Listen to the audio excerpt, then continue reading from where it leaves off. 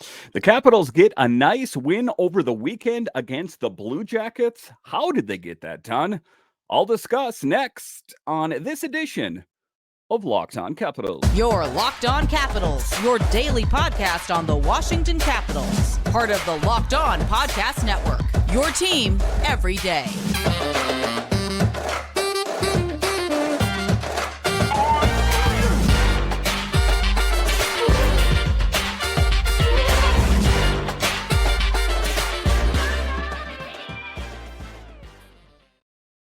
Well, hello and welcome into this edition of Locked On Capitals. I'm so glad you decided to join me today. As always, this podcast is free and available on all the major platforms, including the SiriusXM app and on YouTube. And I want to thank you for making this your first listen each and every day. My name is Dan Holme. You can find me on Twitter. It's at DanCaps218. You can find the show on Twitter. It's at Locked On Caps. And the best way that you can help grow the show is to subscribe to Locked On Capitals on YouTube and comment anything down below.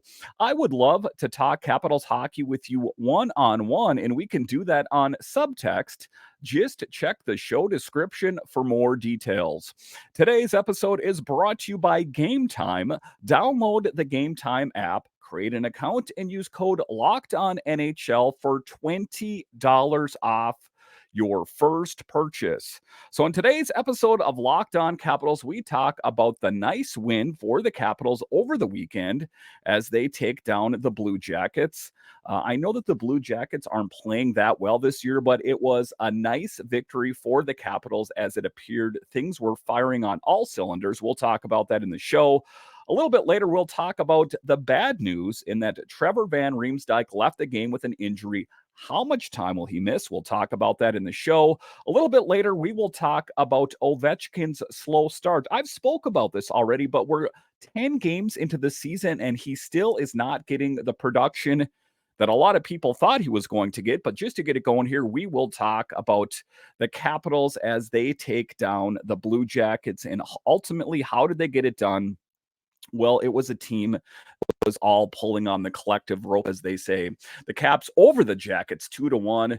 It was the 1,000th home win for the Capitals. A big evening for them, and just the way to get it done, as it was a team that was fully engaged. And for the first time, I think, in a long time, or one of the few times in this early season that I saw the team working well together as a unit. And already I've heard kind of some negativity about people online. They're like, well, yeah, you took down the Blue Jackets. Have you seen where they are in the standings? Listen, for me, a win is a win and a loss is a loss. And if they can get a win any way they can against any team, I'm all about it. But, just taking a look at the product that was out on the ice against the Jackets, I like what I saw. It also saw the return of Charlie Lindgren, who was lights out. And let's face it, sometimes when, players are out for a substantial amount of time, especially the goalie who faces a lot of pressure, sometimes that first start is a little bit rough, but ultimately he came back and showed why he is the great number 2 in the Capitals organization in net. We are thankful for the contributions of Hunter Shepard and Clay Stevenson, who was on the roster in his absence, but really great to have Chucky Sideburns dialed in as he just played a really big role in the Capitals' victory. The Capitals go 5-4-1 in their first 10 games. They scored more than 2 goals in only 2 of them and were aided by an empty netter to get 3 in 1 of them. So if you take a look at, these first games so far, it's kind of a mixed bag for the Capitals, I guess I got to say. It was a slow start, a bad start. I mean, let's just be honest. It was a bad start for the Capitals. Then they played a few games that were pretty good, then some that were not so good, and now another win tonight, or over the weekend, rather. So it's going to be interesting to see if they can keep the winning going. Taking a look at the schedule ahead, they are playing the Panthers, who are also not one of the better teams in the NHL, and then they take on the Devils on the 10th, and then back facing the Islanders on the 11th. And if you scoped out a little bit more here, the Golden Knights a little bit further out from that are 10-0-1 on the season. Again, you take a look at the Blue Jackets 4-4-2. So again, it was not a great Blue Jackets team that the Capitals faced, and Johnny Gaudreau did not play for a good chunk of the game. I saw a thing by Tom Gliddy saying that he was not happy. The coach of the Blue Jackets, that is, was not happy with the play of Johnny Hockey. So it is interesting that even these big marquee names can, fall from grace, if you will. And it was not a really great evening for him. What was the keys for success was scoring early. As you know, they scored 2 goals early in the game. And what has kind of been the script for the Capitals all season is that the other team always scores first. So the Capitals are constantly in comeback mode, come from behind mode. And I don't think that puts you in a good position.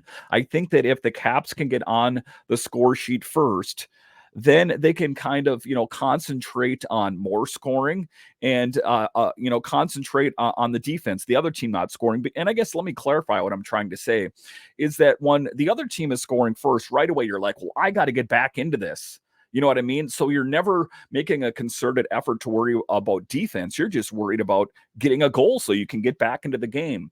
And if you take a look at statistically for the Capitals and probably most any team out there is that if you score first, generally speaking, things are going to go better for you. I know that there's been times the Capitals have had to claw back into games from behind, and those are always fun moments. But if you're asking me how I would prefer most Capitals games to go, if the Caps can get on the scoreboard first, of course, that is always advantageous. And then just who are some of the keys to success? Beck Malenstein. And I've kind of talked about him all off season that I see him being on this team. And when he made the team, it came as no surprise. And what is one of the things that Beck Malenstein has is a big physical game. 5 hits on the game. And he's also not afraid of laying his body out. He's not afraid of getting hurt. He's good at reading plays and blocking shots. And I think that that's one of the things that Beck Malenstein realizes is that he's not going to be that big goal scorer on the team. So he's got to use what tools he has in his tool set to his advantage, his big frame, blocking shots, things other than scoring goals. And that's how he's found a regular spot on the Capitals this year. And I think that if he continues doing that, then he will continue to have a spot in this lineup, because what is one of the things that is that some of these players that started with the team, Alexi Protas and Matthew Phillips, who there was high hopes for them, have kind of got jostled all around the lineup, in and out of the lineup at times for some of those players. But Beck Malenstein has been a steady force on this team. And why is that? Because of his big frame. He's not afraid of laying out in front of the puck, and he's not afraid of throwing around the body. That is why he plays a huge role on this team on the fourth line. If you take a look at it, and that's what it's all about. There was a lot of questions in previous years. It was Carl Hagelin, and it was Hathaway and Dowd. Well, Dowd's injured. Hathaway's not here anymore, and Hagelin retired from hockey. So this is the new wave of the fourth line, and I like it. And I like it with Beck Malenstein on there. I'm looking forward to it even more when Dowd comes back, of course, but just really great to see these young Capitals, and not so young anymore. He's been with the organization for quite some time. So what is one of the other things that was working was lots of scoring chances. In some of the other games, it just seems like they weren't getting their opportunities, and there were a lot of great scoring chances. Another player that really stood out is Tom Wilson. And, again, I bang the drum a lot for Tom Wilson. I think, when I talk to people that cover hockey quite frequently, and just friends that are into hockey, and they say, well, yeah, you got Tom Wilson, but he's just that fighter. Who would he be if he wasn't a fighter? Who would he be? I mean, then I have to set them straight. Is a really great goal scorer, if you must really know. If you saw the goal that he scored in the game against the Blue Jackets, I'm going to go ahead and say that's a highlight reel goal. And, and then Joe Beninati even talked about it. It's one of the goals that looks better the more that you watch it. So to think that Tom Wilson is just a tough guy, and that's all he brings is a tough guy presence, I think you're talking more about Reeves or Maroon, so someone like that, just the goons, the junkyard dogs. That is not Tom Wilson's thing. That can be him if called upon, but that is what really makes him a 4-leaf clover in this league, is that he's multidimensional. He can fight, he can score goals, he can be a leader, he can be everything. And despite the fact that everyone likes to talk trash about Tom Wilson, there is not one other team in the NHL that would not love to have him on their lineup. All of a sudden, they'd be singing his praises, wearing his jersey. Oh my God, Tom Wilson's the greatest. People around the league hate Tom Wilson because he's that great of a player. And that's what it's all about. So I think that, that's becoming a little bit more widely known around the NHL, but I think that that's what's difficult for some people, because generally speaking, when you look around the league, there's a tough guy or there's a goal scorer. Rarely does one person have all of that in one package. Tom Wilson is that guy. And again, that is the reason why he got the big contract. That is why he will be your future captain. Talking about that highlight reel goal, beating Elvis Merzlikins, Wilson's third in 4 games. That's what we're talking about. Dylan Strome showing up big. We're talking about Tom Wilson showing up big, kind of showing up a lot of the younger guys. And I know Tom Wilson's been on the team for quite some time. When I'm talking older guys, I'm talking Ovechkin, who I'll talk about later in the show. Oshie, a lot of these players that were known for scoring a lot of goals.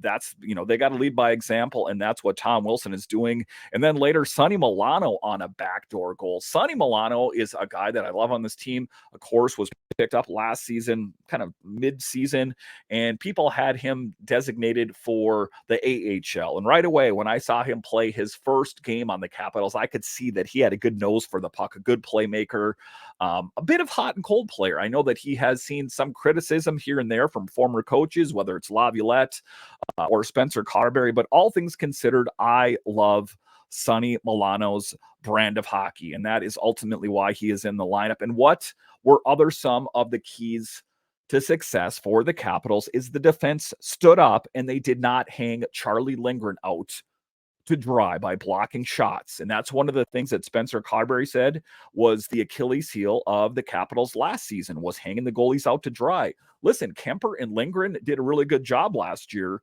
but they were really put to the test. And if you can help them out at all, that really goes a long way. Charlie says, as a goalie, you love to see it. You love to see teammates selling out for you because it inspires you to do the same. It's not easy. Lindgren stopped 34 of 35 shots, including 14 in the third period. And it was just most impressive. He hadn't played since October 13th against the Penguins, which he really stood out in. I know it wasn't the result that the Capitals were ultimately looking at, but he made some saves on high danger chances in this game against the Blue Jackets. So, it's really great and a luxury for the Capitals to have a really great starting netminder and a backup netminder. If you take a look around the league, take a look at let's say the Minnesota Wild, for example, you see that Fleury is pretty good for them, but then their backup Gustafsson is not so great. So, it's a real luxury for the Capitals to have a really solid 1 and 2 or 1 and 1A. We're just putting labels on things, but in any event, the 2 Capitals netminders on the big team are killing it, and ultimately what have kept the Capitals in a lot of these games. Being in pipes tonight felt good. It's been over 3 weeks since I played. Lindgren says, when you get a big win over Columbus, it's pretty awesome. Other things to look at in the game is the PK was dialed in. Penalty kill was huge. The Capitals killed off 4 penalties and have now killed off 12 straight penalties overall.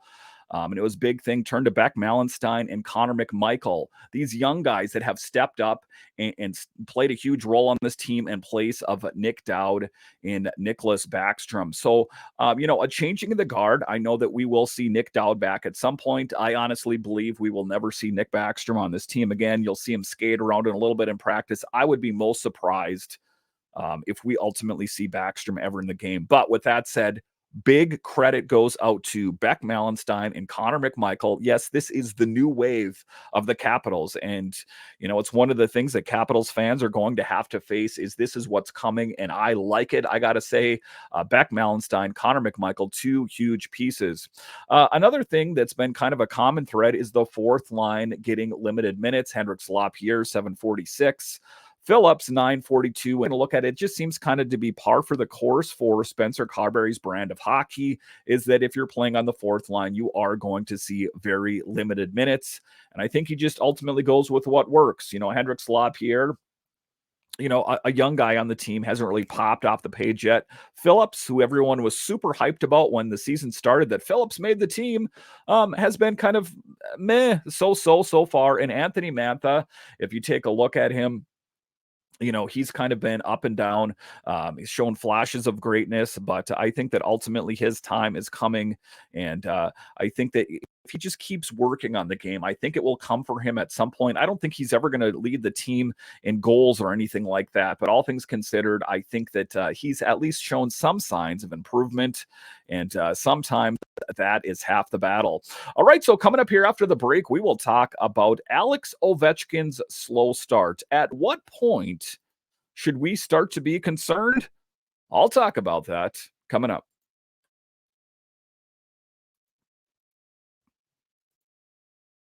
You shouldn't have to worry when you're buying tickets to your next big event. Game Time is the fast and easy way to buy tickets for all the sports, music, comedy, and theater events near you. With killer last minute deals, all in prices, views from your seat, and their best price guarantee, Game Time takes the guesswork out of buying tickets. And what's one of the stressful things is that when your favorite team, your favorite artist, concert, music comes to town, you have a hard time finding tickets. That is why you need Game Time. And that is why I trust Game Time. Take the guesswork out of buying tickets with Game Time.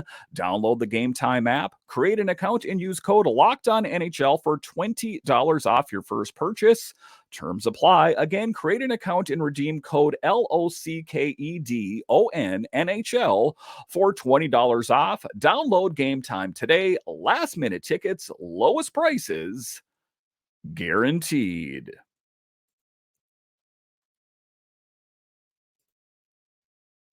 All right, welcome back into this edition of Locked On Capitals, part of the Locked On Podcast Network, your team every day. Make sure and subscribe or follow Locked On Capitals wherever you find your podcasts and on YouTube. I break down every game for the Capitals, not to mention a great guests that are coming up here in the month of November. So make sure and subscribe or follow Locked On Capitals today. So this next segment here, we are going to talk about something that has me somewhat concerned, and that's Alex Ovechkin's slow start.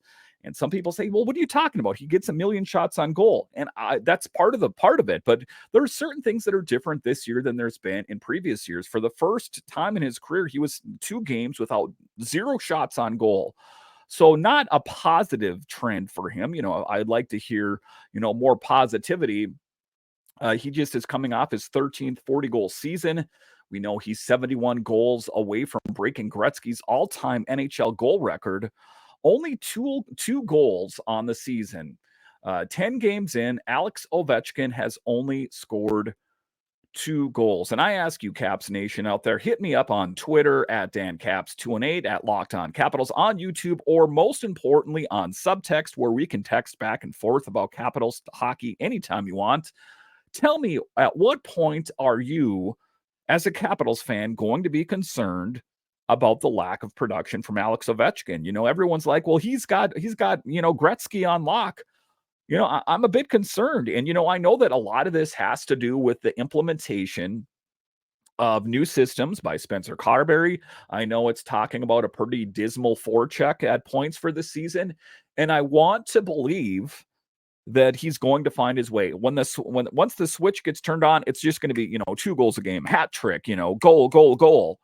I want to believe that, but the slow start has me a bit concerned. And the last time I talked about it, I think we were only 4 or 5 games into the season. I'm like, well, Dan, you're making, this is crazy. Statistically, he's always turned it around and had one heck of a season, but we're 10 games in now, and he's only scored 2 goals.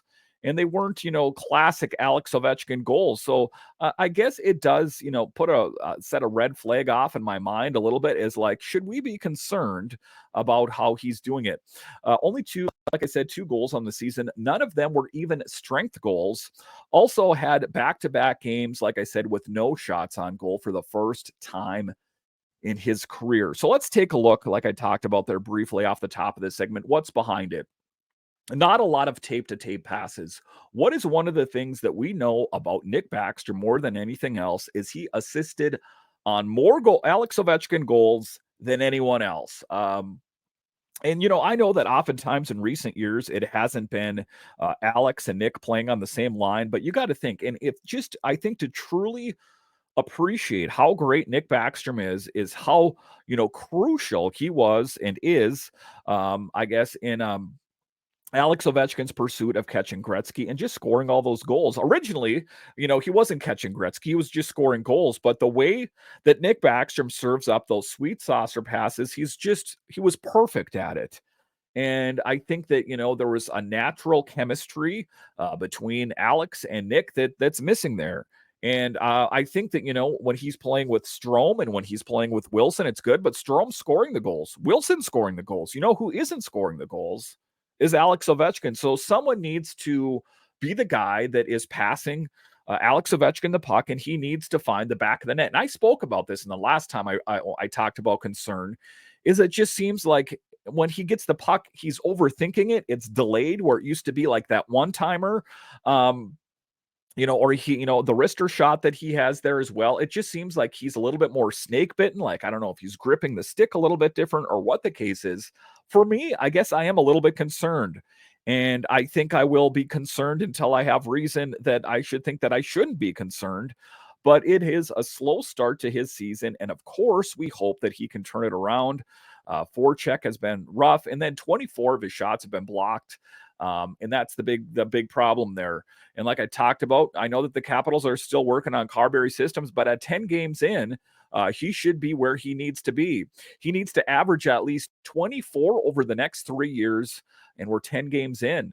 And 24 goals, I mean, that seems like, that should be nothing for him. He's, had 40 goal season, 40 plus goal scores seeings. But what is one of the things that we know? Father Time is undefeated and he is getting older. Is there some sort of underlying injury that we don't know about? Oftentimes you hear about that. You don't hear about it till the season's over. I was playing half the season with a separated shoulder or this or that or the other thing.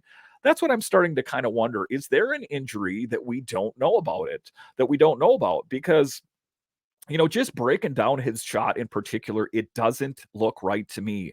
And much in the same way that I've kind of, in a lot of ways, predicted Nick Backstrom was going to retire, if you want to look at the older episodes, I think we will find out in, coming days, weeks, maybe a month, that Alex Ovechkin is dealing with some sort of injury. His shot, to me, just doesn't look right. And it's hard for me to narrow it down as to exactly what's wrong. It just doesn't have that fluid motion that it normally has. Someone knocks on the puck and just that smooth right from his office. And it doesn't have to be from his office. One of the goals he had was from near the net front there. So it's an interesting thing to think about is ultimately what is wrong. Again, I want to hear from you Caps fans out there. Ultimately, at what point are you going to be concerned? Is there any level of concern for you yet about Alex Ovechkin? I would sure love to hear from you because, for me, I got to be honest with you. I'm a little bit concerned. I know we're 10 games in, but at what point are you going to go ahead and say, yeah, Dan, I guess I am a little bit concerned. All right, so coming up here after the break, the bad news from the game, if there is some bad news, is that Trevor van Riemsdyk left the game with an injury. When can we expect him back? I'll talk about that coming up.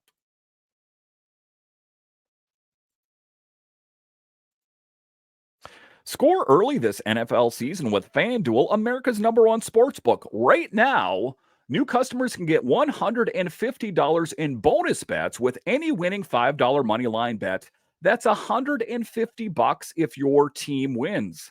Listen, $150 isn't too bad with the price of gas, with the price of groceries. If you can make a little bit of extra money watching your favorite sports team play, sign me up. If you've been thinking about joining FanDuel, there's no better time to get in on the action. The app is so easy to use. There's a wide range of betting options, including spreads, player props, over-unders, and more. So sometimes when you're watching a game, it's not that exciting. If you have a little bit of money on it, say it's the Commanders game, say it's a Ravens game, it makes watching the game that much more exciting. So visit FanDuel.com/locked on and kick off the NFL season. FanDuel, official partner of the NFL.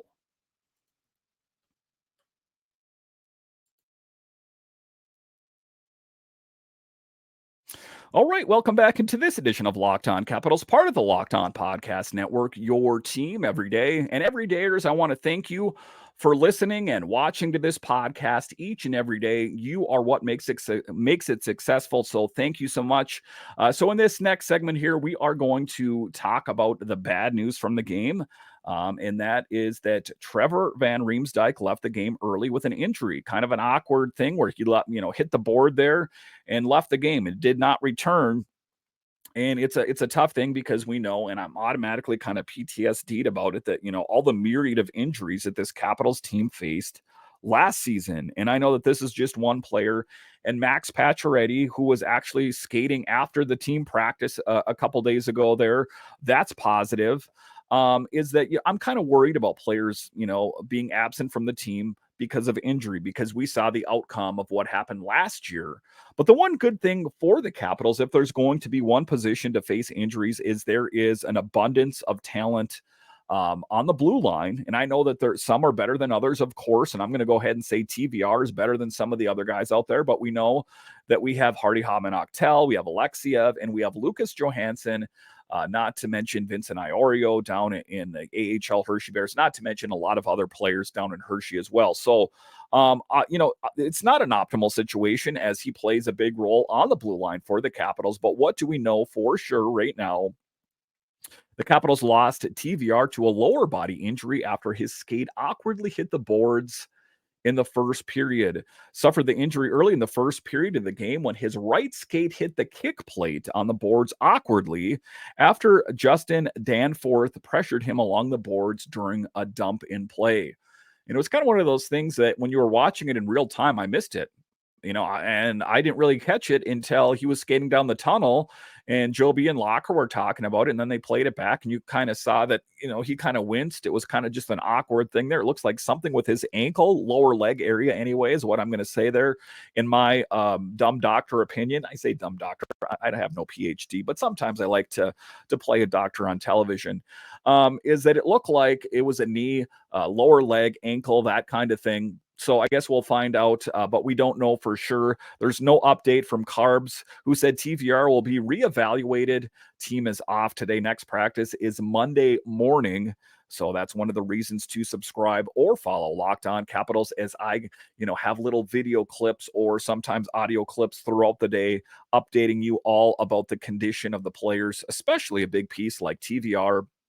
If you take a look at TVR, though, he hasn't generated much offensively so far this season with just 1 assist in 10 games. He's better known for his ability to drive play, to keep things moving. And that's what they're going to miss about him. But the good thing, like I talked about in the show, is they have an abundance of talent on the blue line. Some could say even so much that they could, consider at some point trading one of those players. But that's ultimately why you keep these guys around, because we know if there's one of the things that we know last year, and I hate to keep talking about last year. I have a hard time putting that, but sometimes history is an important teacher. And if you have, enough depth on your team, it's not as big of a deal if you lose a TVR or someone else like that. So I guess to a certain extent, it's good that the Capitals have that extra depth on the blue line. You hope they're not called upon quite often, but oftentimes one man's loss is another man's gain rather. So, if one of these other players can step up, that's that much better for them. But ultimately, at the end of the day, we are hoping for a speedy recovery for TVR, so this Caps team can keep going in the winning direction. We know that they're taking on the Panthers and they're taking on the Devils, and I don't want to look at the Panthers and say, well, that's going to be an easy one. Trap game. I always talk about that. This team is not playing that good that they can take any team for granted right now. They need to be fully engaged in the business of winning hockey games. They think they have what it takes. Let's keep the winning rolling. Let's climb that ladder. Because they definitely do have some room to climb. And, I am happy when they win games, of course, but, you can tell how bad your team is when your fans get so excited about a singular win. But taking a look at the Metro Division, the Capitals are in 5th place. And then, like I talk about, they're taking on the Devils, who are in the 3rd place. But the Rangers sit supreme in the Metro at 8-2. And the Islanders sit right above the Capitals. So that is going to be a big game coming up. As we know, in the Metro Division teams, we know that they're playing the Devils. We know they're playing the Islanders coming up and the Blue Jackets. it's best to make hay while the sun shines, as they say in the Midwest. Listen, I want to thank you for joining me on this edition of Locked On Capitals, your only daily year-round podcast covering your Washington Capitals. And I want to thank all of you that listen or watch this on YouTube each and every day. You are what makes this show successful. Listen, I'm just telling you a brief story here. When I started this show coming up on 2 years ago, there were 75 subscribers to the show. We are closing in on 800, and that's most impressive. My goal, of course, is to make it by 1,000 by the end of the season. If we could do it sooner than that, then that would be just great. But I cannot begin to thank you guys enough that watch this or listen to this on a daily basis. Also on the listening side, on Chartable, the podcast does really good. We rank pretty well against some of the other competition in the market. You know, the other Capital show that I'm talking about, it's a dogfight, and it is for me. I don't know if it is for the other guy, but sometimes I win, sometimes he wins. But at the end of the day, I want to thank you guys for being loyal to this show as a guy that's got you year round. When some of the other shows go away in the summertime, I got you guys covered all summer, all year round. There's only just like a month or a month and a half there that we're down to 3 shows a week. But by and large, it's shows, Capital shows only 5 days a week. And if you listen to some of the other podcasts out there, other, different hockey podcasts or other sports podcasts, they call themselves Capitals podcasts, but they're just Capitals podcasts pretty much in name only. I'll listen to these podcasts for 10 minutes, hoping to hear anything about the Capitals. And sometimes, well, I just lose it. So to the people that are Capitals fans that listen to this show on a regular basis or watch it on YouTube, again, I'm forever thankful for what you do for this show, and I have you to thank for any success that is coming my way. All right, once again, I want to thank you for joining me on this edition of Locked On Capitals. And are you a fan of other DC sports? Well, Locked On has got you covered. We have Locked On Nationals, Commanders, Wizards. So no matter what major DC sport it is, Locked On has got you covered, not to mention Locked On NHL. If you're a fan of the NHL at large, then Locked On NHL is for you, available wherever you find your podcasts and on YouTube. All right, listen, I want to thank you once again for joining me on this edition of Locked On Capitals, part of the Locked On Podcast Network, your team every day. My name is Dan Holme, and I'll talk to you again next time.